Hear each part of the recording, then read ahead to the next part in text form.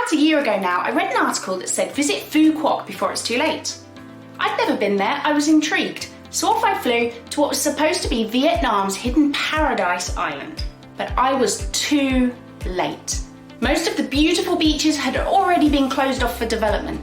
Litter was scattered along the beaches, and the wildlife that had once occupied these areas was long gone. Soon, luxurious hotel complexes with high-rise buildings, concrete swimming pools, car parks would occupy those areas that were once home to pristine beaches where turtles would lay their eggs and monkeys would swing through the trees. This is a complete disaster, and it's happening around the world right now. This is why I'm making this video today. I want to do my part. I want to teach the world how we can make the travel and tourism industry a better place and how we can travel better too. Whether you're a student studying the travel and tourism industry, you own a travel and tourism related business, or whether you're just a traveller, you need to know how the travel and tourism industry is destroying our environment and what you can do to help make it better. And this is what I'm going to teach you about today. Most of the time, the natural environment plays a huge part in our tourist experience. Whether we're skiing down a mountain, lying on a beach, hiking through a forest, we need that environment to take that holiday. So why are we destroying the very thing that we are travelling to see? And why are we taking this precious opportunity to see the beautiful world that we live in away from future generations, from our children, from our grandchildren and beyond? Thankfully, the environmental impacts of tourism has gained increasing attention in recent years. However, in some cases it's come too late, and in other cases it isn't happening quickly enough. If we want to continue to go snorkeling above coral reefs, to climb mountains, to go on African safari, then we need to know how to make the travel and tourism industry better. And we all have a role to play. Let me start off by saying that tourism isn't all bad, and actually travel and tourism can help to protect and preserve the environment, which is great. Because the tourism industry often relies on the natural environment for its operations, such as beaches, forests or mountain areas, there is an increased effort to look after it. Some examples of how this might take place include clean-up operations. Having regular clean-up operations where locals and sometimes tourists will clean the area can be a great benefit to the environment. This is especially popular on beaches where litter may wash up on shore. Altruistic tourists join such activities, which have become particularly common in places like Bali and Cape Verde. Keeping visitor numbers low helps to minimise any impacts caused by large numbers of visitors.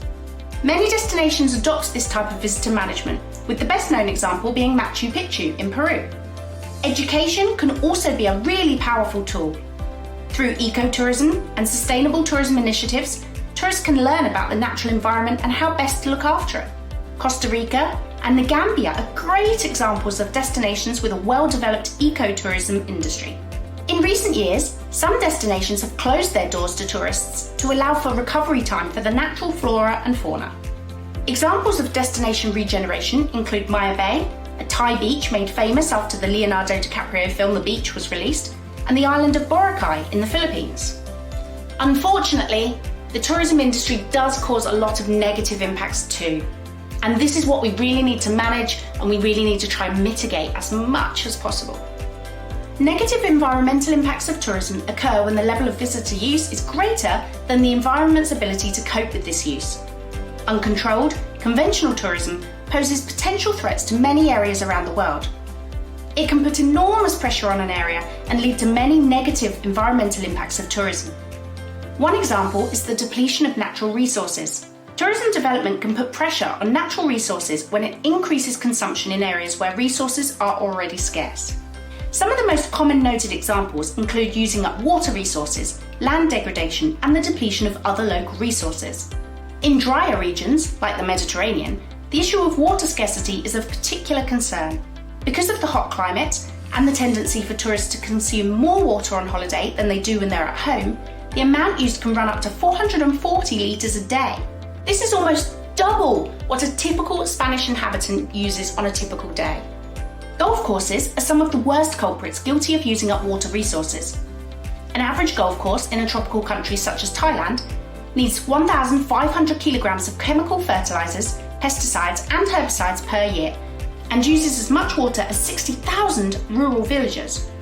That's crazy! Tourism can also affect animals. Animals are often displaced when their homes are destroyed or when they are disturbed by noise. This may result in increases in animal deaths, for example roadkills.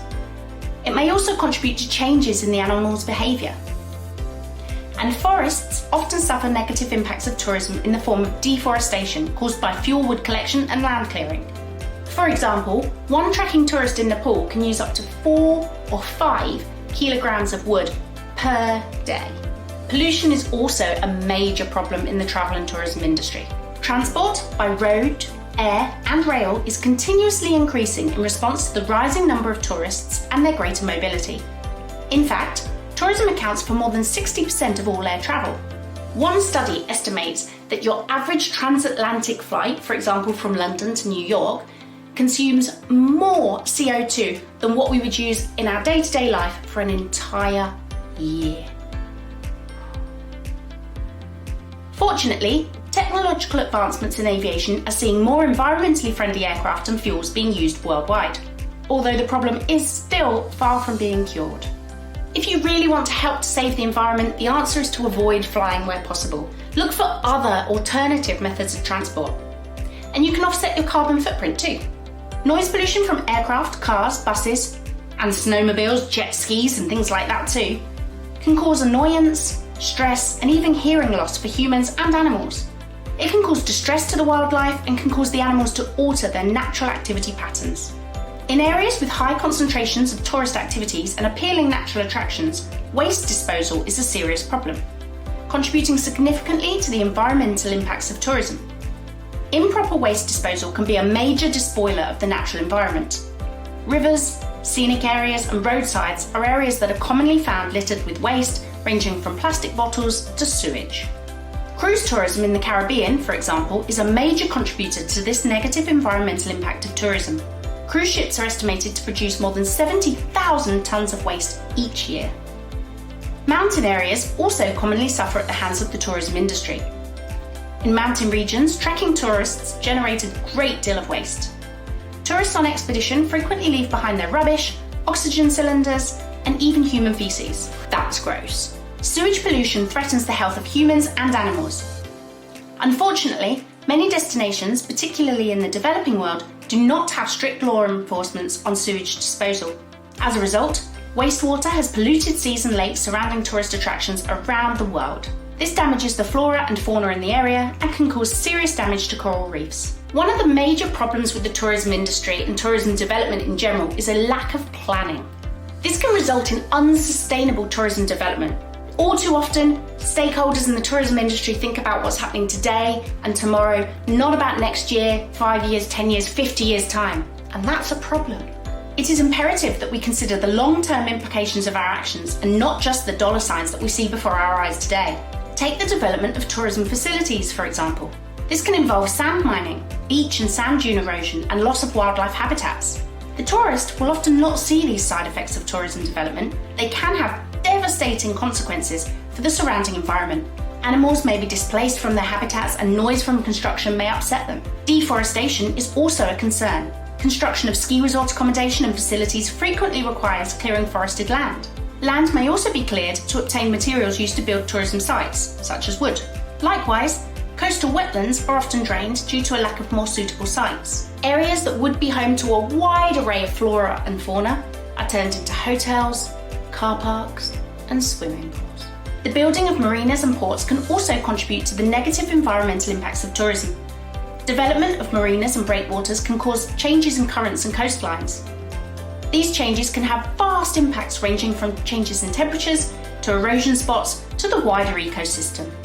Evidence suggests a variety of impacts to coral result from shoreline development. Increased sediments in the water can affect growth. Trampling by tourists can damage or even kill the coral. Ship groundings can scrape the bottom of the seabed and kill the coral too. Pollution from sewage can have adverse effects. All of these factors contribute to a decline and reduction in the size of coral reefs worldwide. This then has a wider impact on the global marine life and ecosystem, as many animals rely on the coral for their habitat and food source. And lastly, the tourists themselves, me, you, all of us, we can do so much to help to make the travel and tourism industry more sustainable too. The tourist themselves has an important part to play in ensuring that we limit the negative environmental impacts of tourism. Tourists using the same trail over and over again trample the vegetation and soil, eventually causing damage that can lead to a loss of biodiversity and other impacts. Such damage can be even more extensive when visitors frequently stray off established trails. So stick to the path. This is evidenced in Machu Picchu as well as other well-known destinations and attractions. Anchoring, scuba diving, yachting and cruising are some of the activities that can cause direct degradation to marine ecosystems such as coral reefs. So if you decide to take a piece of coral as a souvenir, you are potentially killing that area of coral and all of the fish that feed off of it and all of the fish that feed off of them, and subsequently the whole ecosystem could suffer just because you took that one piece of coral. Wildlife habitats can be degraded by tourism leisure activities too. For example, wildlife viewing can bring about stress for animals and alter their natural behaviour when tourists come too close. So don't feed wild animals. Don't get too close to them. Don't disturb them. It all has a negative environmental impact. If we are going to develop and maintain a sustainable tourism industry that lasts for future generations, we must have the environmental impacts of tourism at the forefront of our minds. This way, we can protect the environment, we can protect the very things that we are going to see, the beaches, the mountains, the forests, all of it. And our future generations can see it too. That's our children, our grandchildren, and beyond. Protecting the environment is so important. And if you've made it this far into the video, I'm guessing you think so too. If you found this video helpful, don't forget to take a look at the website where I have more in-depth explanations and examples about the environmental impacts of tourism. Link is below in the comments. And please do subscribe to my channel so that you get the latest updates and notifications when new videos are added. Have a great day, guys, and remember, travel sustainably.